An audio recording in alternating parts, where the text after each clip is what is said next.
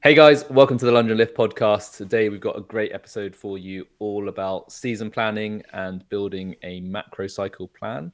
I think at this time of year, it's especially relevant as a lot of CrossFitters would have just finished their season in the quarterfinals, unless they're one of the lucky few to make it through to the semifinals. And it's a great point to reflect on the season you've just had and look forward to the season ahead.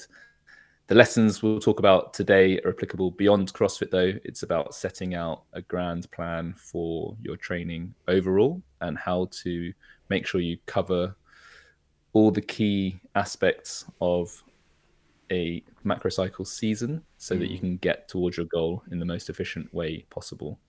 But before we get into it, as always, a quick thank you to our show sponsors, thetrainingstimulus.com. Please register your interest if you'd like to learn more about movement mechanics. Wit Fitness, wit-fitness.com. Please use our discount code LL15 to get 15% off your purchase. And Hydro for blood flow restriction apparel. Use discount code LL20 to get 20% off your purchase. Right. Ash. Let's get into it. So, what I think we should be really clear: macrocycle, microcycle, all these words we hear them. What do they mean? Macrocycle. So you've got macro, meso, and microcycle as the three main terms that people use when referring to programming or periodization. And micro is the smallest, meso's medium, and macro is big picture. So I think that's the easiest way to think about it. Typically, a macrocycle would be a year. A mesocycle would be anything from 3 to 12 weeks. And then you could class a microcycle as like a week, or what do you think? Yeah, I'd So say yeah, yeah. weeks I'm or a like month. I'm like month, 3 to 6 months like thing, and then a year. And the reason why I wanted to ask you that and kind of have it defined from the start is because obviously going into discussing about starting a macro cycle, but I think so many people don't even know what planning for a year looks like. And I know obviously that's what we're Mm, planning on discussing today and helping people maybe break down their year, getting ready for next year. But we often leave a lot on the table in these early few months post, say, competition. So using the open, you've had your performances and you're like, oh, that was a bit shit. I did shit there. Could have done better there. I did really well there. And that might be it. Maybe no writing down, nothing. Right, I need to, this is what I did there. This is how I should improve this. There's no review process, which I know is key, especially post competition, because once you've kind of gone through it and the hype's all gone, the dust has settled, and everyone's getting back into it, you can really start to really think, right, this is what I'm going to be doing. And these first 3 months essentially is a prime opportunity for you to really hammer some of those weaknesses, right? mm-hmm. Yeah, and I think you make a good point, sort of, on the overarching reason why you should think about season planning or a macro cycle. And that basically boils down to the fact that the human body adapts gradually over time. So having overarching direction for your training of knowing where you want to end up means that you can put in place all the key elements at the right point in time and leverage the phenomenon of progressive overloads to its maximum rather than chopping and changing throughout the year where blocks don't naturally lead from one to another. That obviously increases injury risk because you get those sudden spikes or sudden changes in training style or volume. And having some time to reflect on the overall journey you're trying to take yourself or your client on just means that we get the maximum efficiency, lowest risk, and a greater degree of certainty that we're going to end up reaching our goals or peaking. So it's not just for people looking to compete and peak for No. next year's Open. Even if you're just an everyday athlete, having an idea of the big picture overall goal that you're moving towards means that it gives each month, week, day context so you can see where it fits together rather than just grabbing some random workout off Instagram to do today that doesn't really fit Yeah. into your grand scheme of things. It's how I program my group coaching, because obviously with my group coaching it's based on getting stronger, but there's no competition. So basically, Mm, I go every 12 weeks everything progresses through, say, like different variations of the lifts, all through to say a 1, 2, 3 rep max at the end, whatever the test is that I'm trying to lay out. But it builds up to that. So even though it's not a competition, the training has a focus and it has a purpose. And Yeah. that's what obviously here we want to discuss with the starting your macro cycle, so starting your plan for your next competition, whether that is the Open next year, whether that's something in between, like understanding what you need to do to give yourself the best possible chance to then actually achieve success next time rather than just hoping for it. Spot on. So I think step one is, as always, get your baseline. You need to have an honest appraisal of where you're currently at, what your strengths and weaknesses. Do you have any injuries or niggles, any issues that keep coming up when you're training or performing your sport? And it can often help to get someone else to look at your training to get that objectivity. But one of the great things about the CrossFit Open is that you get to compare yourself to the rest of the world. So if you're seeing trends in last year's Open and the year before that and the year before that of workouts that have high volume gymnastics in, for example, that's a great indicator that in your sport, relative to your competition, that is a weakness for you. So you need to do something about it over this season if you want to improve your overall score. Equally, if you're not a CrossFitter, looking at your training and seeing which movements you've made progress in, like what aspects of your results are you happy with, are you not happy with, and that can help for you to refocus and see what are my actual goals, why do I care about them, and once you know what your goals are, once you know where you're currently at, we can do what's called a gap analysis just to see where there's a mismatch. What's the difference between where I am today and where I want to be this time next year? Then the process of programming is essentially trying to fill the blanks between start point and finish point in a sensible, progressive manner. And I think just being aware of where you are and where you want to be, say, we were talking about this before the call, if somebody's got a 60 kilo snatch and they want to have a 120 kilo snatch by the end of the year, you might realize that 12 months probably isn't enough time to actually achieve that, which is a great realization in and of itself, because then you can set yourself more realistic expectations. Because, yeah, adding, what would that be, 5 kilos a month to your snatch is pretty aggressive. Yeah, and but I mean, in some respects, I agree with that. But on the flip side, is like, you know, when you got the mindset of aiming for 120 and achieving 100, as long as you're not disappointed with only achieving 100 by the end of the year, and you're still on target for that 120, I guess it's that thing of the perception of what 120 means to you. So it's 100% like.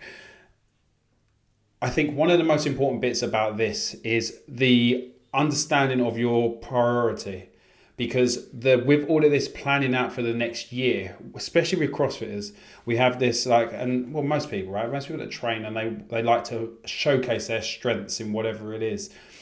There's so many competitions nowadays that you can have this opportunity to showcase your strength, that understanding how much that's going to take away from your training and your progression, like, is it worth it? And then understanding, is that something you want to necessarily peak for? Is that something that you don't want to peak for? Because what is the big picture? What are you aiming for? And obviously here we're talking, say, potentially about people aiming for next year's Open.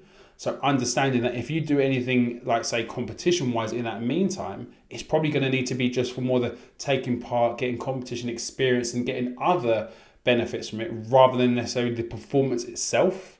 It's kind of that, because again, you're then increasing the risk of other things like injury or under recovering from your training, or then ruining your training for like a block, which in a year, 4 weeks of a year is a fair amount of progression you could be making, because it's not the 4 weeks, it's that momentum you lose.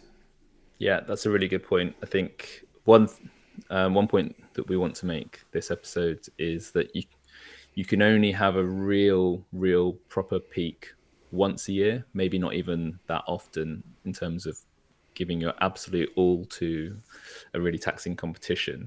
So if you're looking at your season ahead and there's competitions along the way, you're not going to be able to peak like if you're doing a competition every month, you can't have a proper peak every month for 12 months. Your body just doesn't work like that. So what Rob's saying there is that looking at your season, make a decision on which competitions or milestones along the way are worth putting yourself into peak shape for. And if the main thing is the Open next year, then you've got to be willing to go into these competitions just for fun, just for competition experience, knowing that you're not in peak shape. So managing your own expectations that you're probably not going to hit your 1 rep max in the strength or Olympic lifts, because that's not where you are in the season right now, and you've got to make peace with that. Whereas I think a lot of people would go into those competitions and think they're going to hit their all-time highs when they're 2 weeks into a low intensity accumulation phase and they haven't gone over 80%. Yeah. So yeah, I think that's a great point to make there. I think this is a really good opportunity as well, and it's something that I've missed so many times after like some peak performances of whatever that is, and that's or you discussed a little bit earlier where you mentioned about injuries and niggles. It's like, if you know there's always something, like I always know my right shoulder, when I get towards heavy bench presses consistently, always plays up. And this prep has been no different. My right shoulder has been flaring up, partly because of doing a load of manual labor, but it's flared up and I've now had to move my grip into more of a close grip to kind of just get through these next 5 weeks so I can get through the competition and come out the other side. Because this, like what we're obviously now going to be moving into, because you need to understand the first, like your first block essentially needs to be addressing some of these points, right? So for me, just using that as an example, right, what is it that's causing this shoulder niggle? Identify it, assess it, and get a plan to fix it. So then I can start. So then when I get through the season, that niggle then doesn't start coming every time I get to heavy bench presses. Yeah, exactly. I think the way I like to think about this is that you want to capitalize on the fact that you don't need to perform because you've just competed. You're not going to go into another competition straight away, hopefully. So you can really cash in on the lack of obligation to output at a high level. So for you, that means you don't need to bench heavy. So you have an opportunity to address your mechanics, to iron out any underlying issues that would be aggravated by the high stress competitive training or performance. And the same goes for CrossFit. Like generally niggles and injuries are much more likely to come on when you're doing your movements under fatigue in a workout context where you've got interference from other movements. In the off season, because you're not competing and you're not doing those competitive workouts, you have the opportunity to work on those skills in relative isolation. You can do your conditioning or your cardio without adding in heavy barbell or high skill gymnastics. You can take that time to really figure out the underlying cause of your issues without the obligation to stay in form and keep outputting at a high level. And that should definitely be the initial focus. And in terms of a process for the programming or season planning, the way I like to do it is, get that initial focus outlined. And you obviously know your end focus, which would be peaking for a competition, maximum skill and maximum intensity at that point in the season, and then reverse engineer and fill in the blanks. How do I get from A to B? And it kind of goes back to what we're saying about the 60 to 120 kilo snatch. Do you have enough blanks to get from A to B? Or do you need to be a little bit more realistic? Because if you are trying to add 5 kilos to your snatch every month, you might get away with that for a few months, but then you're going to hit a point where you then go off plan. You either need to redraft your plan or hopefully you spot that early and just recalibrate to something that works to keep yourself in success. Yeah, because as well, understanding that once we do lay out these foundations and say, right, this is the plan, this is where I'm going to get to, and whatever, understand life will have a different outlook for you. You're going to have speed bumps along the way. You're going to try and be as optimal as possible along that journey, but understand that 5 kilos every month on your snatch probably won't happen, because and it's not nothing that you're not doing. You're probably doing everything to the T. but maybe your body just can't adapt that quickly and it can't get that strong. And even if it could, fair enough, then good for you. But generally, like, that's a lot of weight. And I think that might be, say, someone like myself getting into CrossFit, say, starting at 60 kilos and I'm unskilled, so I've never done a snatch, and doing a 6 kilo just out of muscle strength, I might be able to get to 120 in a year because I have then the strength back. So I've had exposure to strength and I might be able to fine tune the skill, which I did roughly get. Well, I got to 135, or was it 130? I think it was 135. Anyway, whatever, 130. So I got to 130 kilo snatch, but that was in a relatively short time frame. It was probably about, say, a year and a half, 2 years of lifting, say. So I was happy with that. And I did start out at 50, 60 kilos for some of the first times. I was able to get it up overhead inefficiently, which then obviously caused me shoulder issues, which is then when I talk about these speed bumps along the way, I had many repercussions for hitting that number at that time. So Yeah, I don't think we want to advocate doing what you did. no, we don't. I'm just saying it is possible, but don't. Yeah, yeah.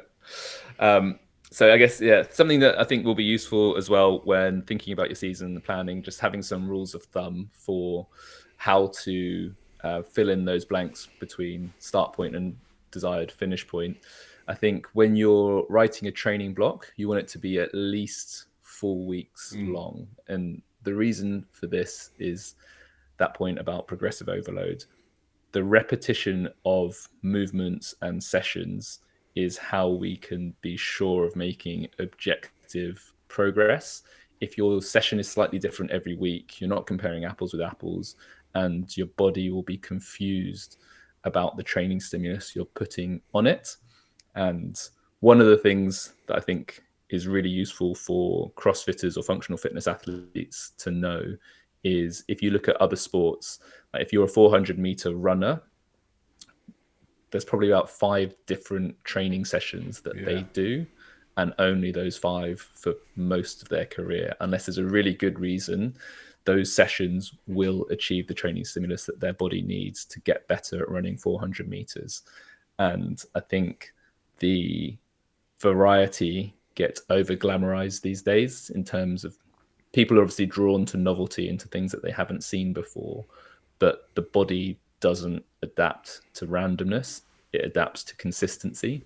So that's what we need to feed it. And you'd probably be better off doing the same session, just nudging it forwards consistently over the whole year, than doing 52 different variations. So if you think about a squat session, if you did 5x10 squats and look to nudge that up every week, you wouldn't be able to do it every week, but over the course of a year, your squat would get a hell of a lot stronger than if you did 52 different squat sessions with various rep ranges that were just pulled out of thin air. And I think that's probably the number one mistake you see in programming, is just too much variation and too much lack of continuity, which sort of leads into the next point, is that each block should be an evolution of the previous block, not a revolution, which we just talked about before. Like the body doesn't like sudden changes. So if you change all the movements from one block to another block, if you like double the reps or half the reps and double the intensity, the system shock is, it reminds me of dodgeball when he's like, you've got to keep the body guessing. That's not what you need to do. You need the muscle confusion, right? Yeah, the muscle confusion method, exactly. That's essentially a great way to get injured, is have a huge system shock that your body is not being prepared for. And the way the body does adapt is through consistency, progressive overload over time. So even going from one block to the next, the previous block should be laying foundations. That's why we go from accumulation to intensification, because you need to get the body used to doing a movement pattern and doing that movement pattern well before you start to then load it more heavily and everything else. And I think if there's one thing you take away from this, that would be probably my number one point today. Yeah, and I think Steve Fawcett actually put it out really good when he said that, some of his athletes all got really good results over a 12-week squat cycle, but they Yeah. said they would prefer to do something different because it was boring as fuck. Yeah. And it's like, Yeah. that's the thing. It's always weighing up that thing of novelty versus effectiveness.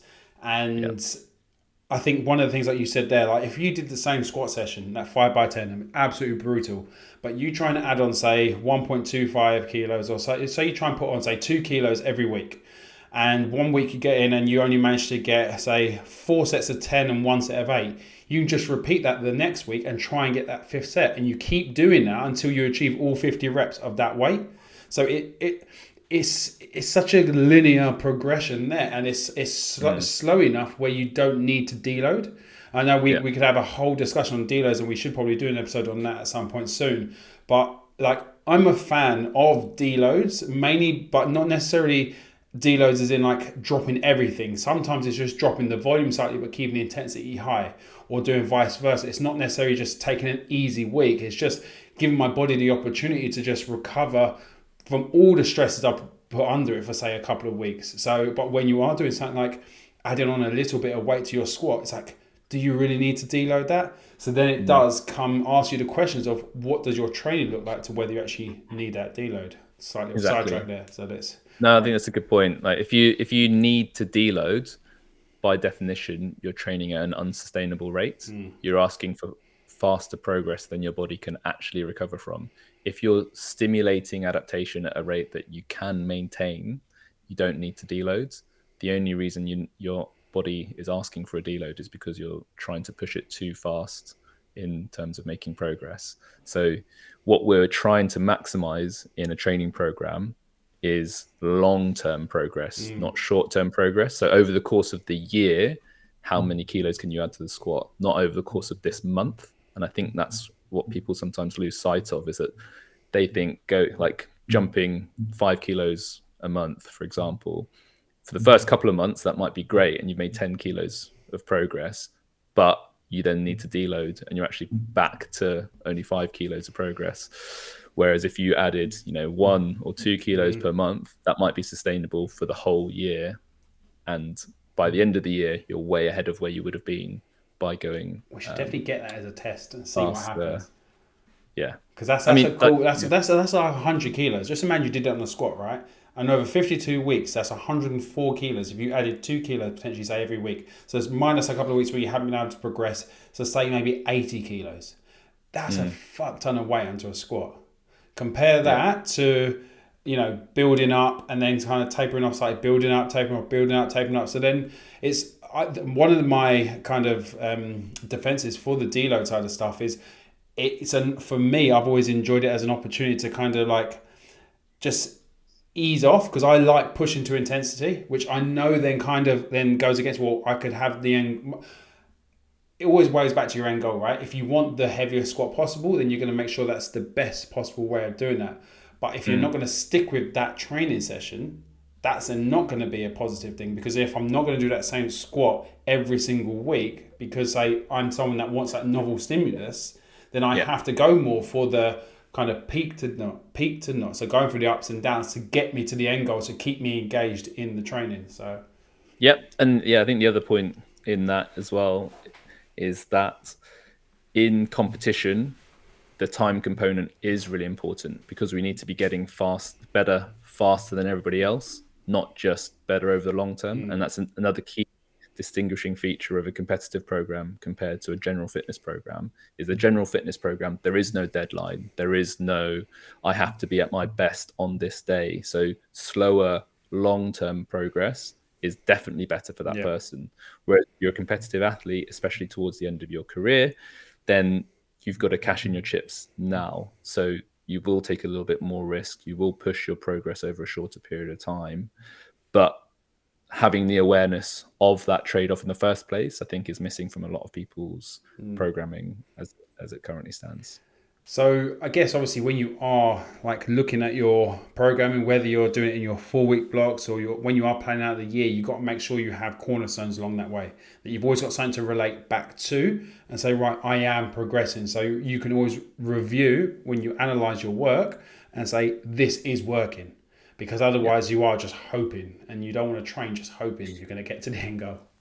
Exactly. Yeah. It's something that we talk about all the time in any programming conversation is having those cornerstone movements or rep ranges, which are essentially the acid test to make sure you're making progress in the way that you want to. So it could be having a 5 rep max test at the end of each block if it's a strengthening, or 1 rep max. It could be like a time bound gymnastics capacity. So how many muscle ups can you do in 5 minutes, something like that. But you need to have them the same throughout the year so that you are comparing apples with apples.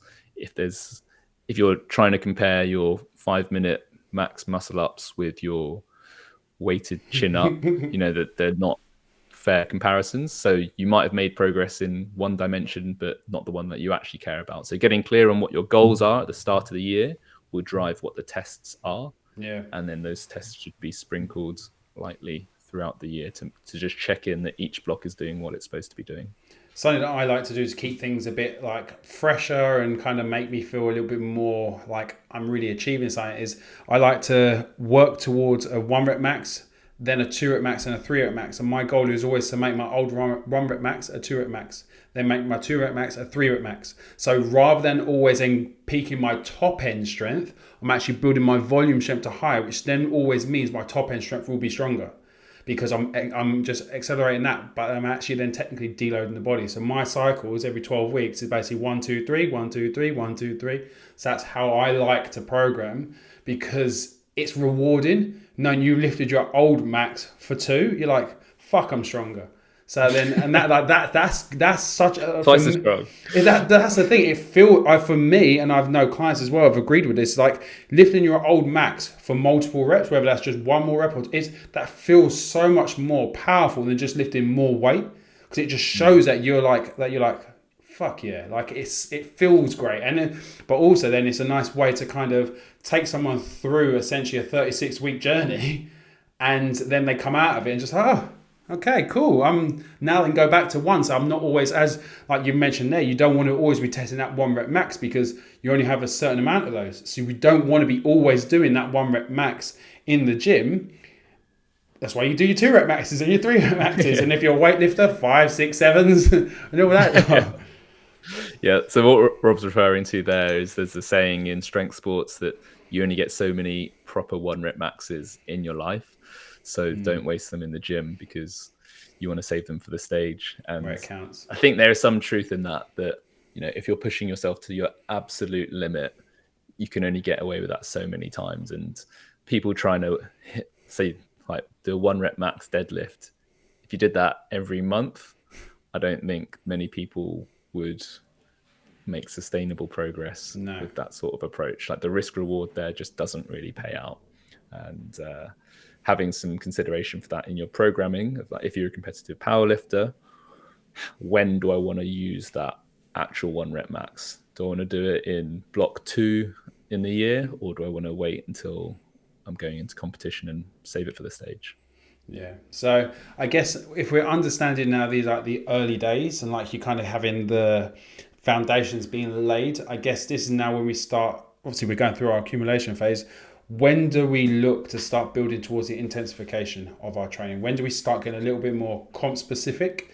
And like you keeping it with the open as the example, like is it just a 12 weeks out? Do we then start fine tuning, or like do we think about that earlier on? As always, it depends. So when you've got your upper and lower bounds, or your parameters for where you're starting, where you're finishing, and that process of filling in the blanks. So if you need to be peaked for the open, how long does it take you to peak? Like everyone is slightly different in that respect, depending on what type of athlete you are. So there's a concept called fitness residuals. So basically, how long does a fitness characteristic stay in your body? And there's a lot of factors that build into this. But essentially, if you have been very aerobically fit in the past, then that will stick. It's almost like a form of muscle memory. That sort of fitness will stick around for longer in you than someone who was never fit. It'll be much faster to dry up. And the same goes for strength. If you've got a long history of strength training, then that strength will stick around for longer in you than somebody who's only recently become strong.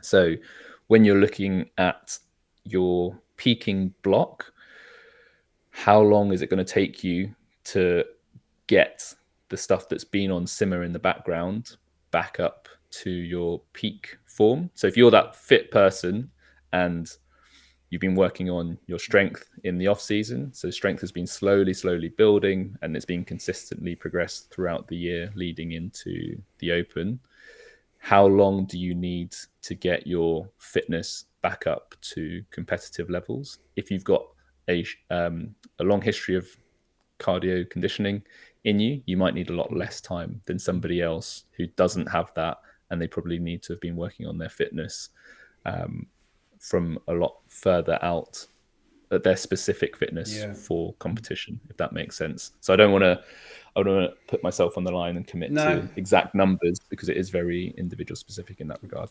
Yeah, I guess it's like, as you say there, it depends on the individual. Like I know for someone like myself, when I've say taken some, when I was prepping for a triathlon and stuff, I took time out of strength training. So I didn't lift any weights for a good amount of time. So say 3 to 6 months. All right, so it's a good amount of time I'm not lifting. Yeah, and then I come after COVID, come straight back into strength training and hit some of my top end numbers I've ever hit. So I had those residual strength gains already in me. They just needed to be recalibrated and turned back on rather than then having to build them. Because turning them back on, as you say there, it's a much easier thing to do. Whereas, say, someone like, say, Gus, when he was training for the Open, it only takes him, say, a couple of weeks to get the feeling of discomfort because he has a good base level of fitness, but he has the ability to turn it on and understand what that pain feels like and be able to stay in that discomfort area. And that's what he doesn't need that long to do.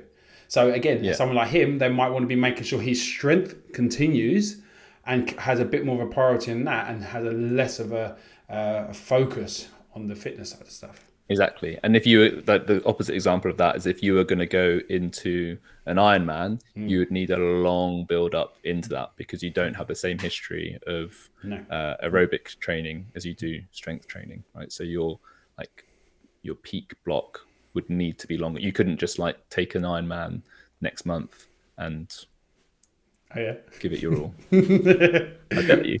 Oh, okay, let's go. But I guess it's that thing of building the skill, right, and understanding and what skill it is that we need to be focusing on and how long, as you say, it's going to take to kind of switch it back on and get yourself set. So when you are understanding that you have the Open coming up, hopefully you've got some data that you've just had and you tried peaking or you tried getting yourself ready. But my question to you is there really, can you peak for a 3-week competition and when it's just one event once a week? Like, can also potentially do multiples of that same thing, but how do you peak for something like that? Because my thoughts initially would be, surely you just want to be at your top level of fitness and how you're feeling good. So you wouldn't really want to take too much, you wouldn't want to make too many changes to your training to peak for it, would you? You'd want to be able to just turn up and perform, right? Yeah. But so yeah, I think I see what you're getting at. Is peaking is performing to your maximum potential, right? So in something like CrossFit, it's very difficult to know what your maximum potential is because the workouts are different. And you could be in a position where you could do your best possible Fran time, but the Open workout is a 20-minute AMRAP.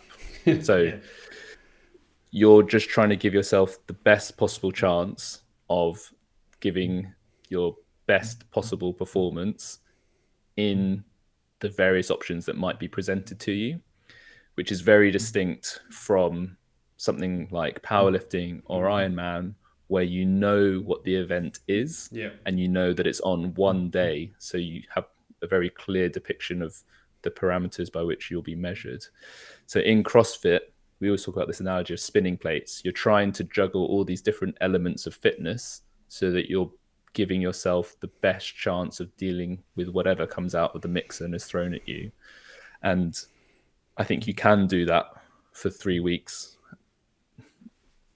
because those workouts should be just another workout in your training program. If your peaking block is correct, you will be doing open replication workouts, and your body's just in the rhythm of doing open like workouts for at least a few weeks going into the open. So, it depends what level you're competing at, but it's not uncommon to be doing multiple open replication workouts per day for the elite guys.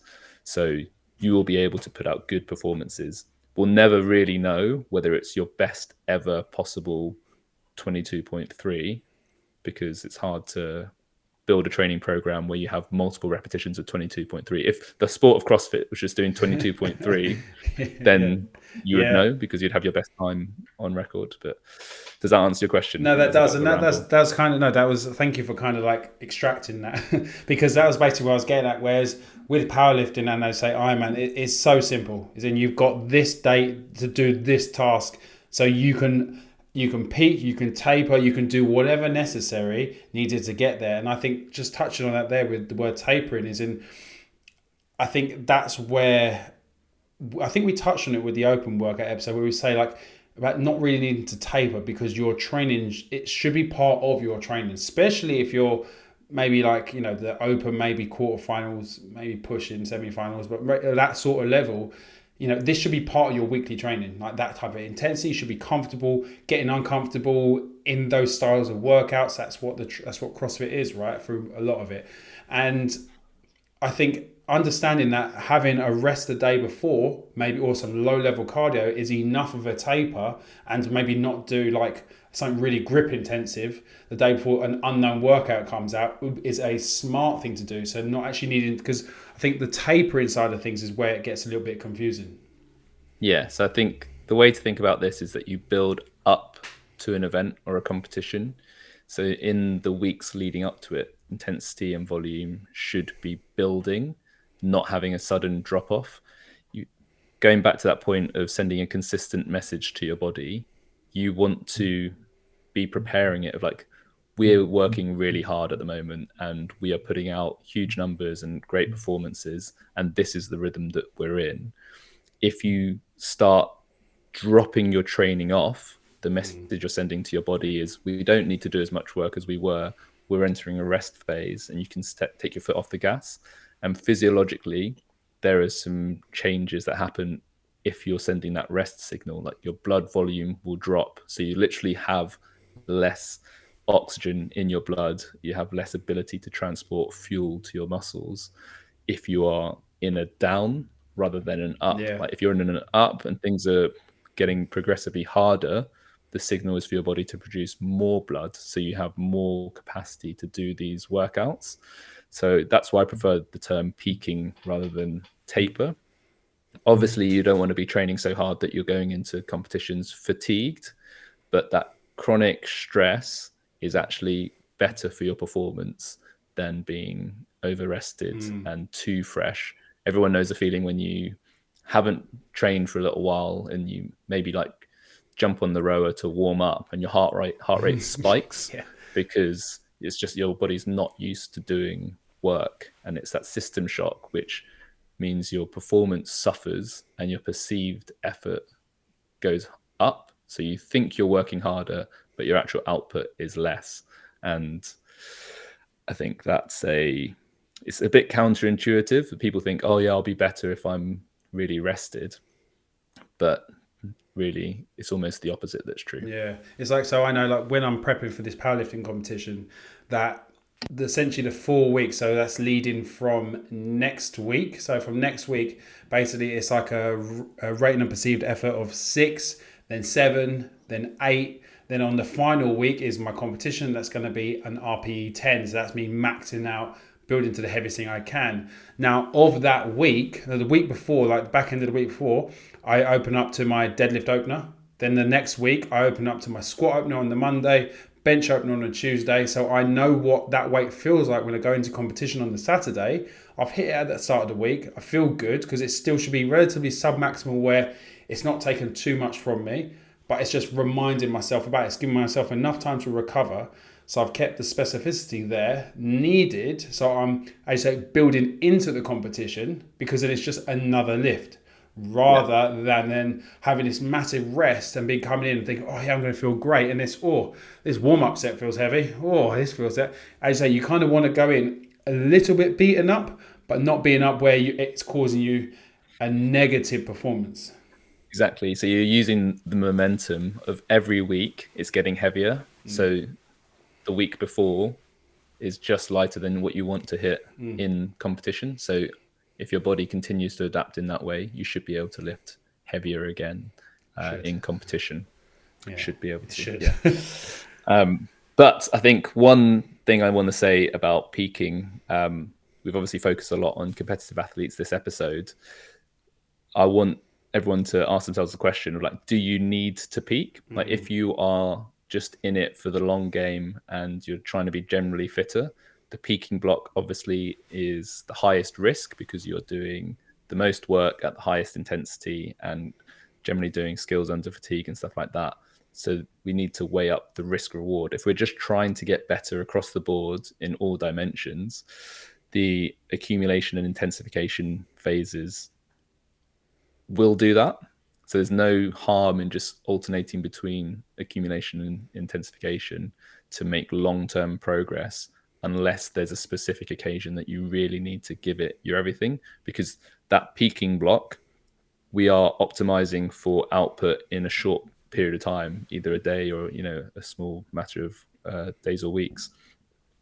That's taking away from your long-term development. You're not getting much fitter when you're doing that peaking block. It's just about preparing yourself to optimize output for the competition.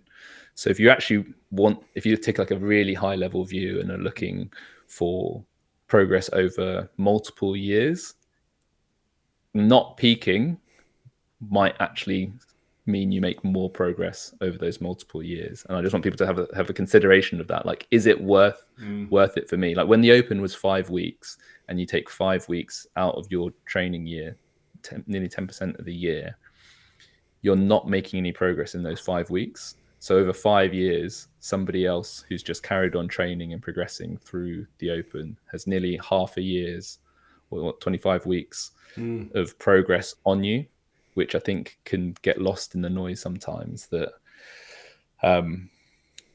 peaking is not optimal training for long-term development.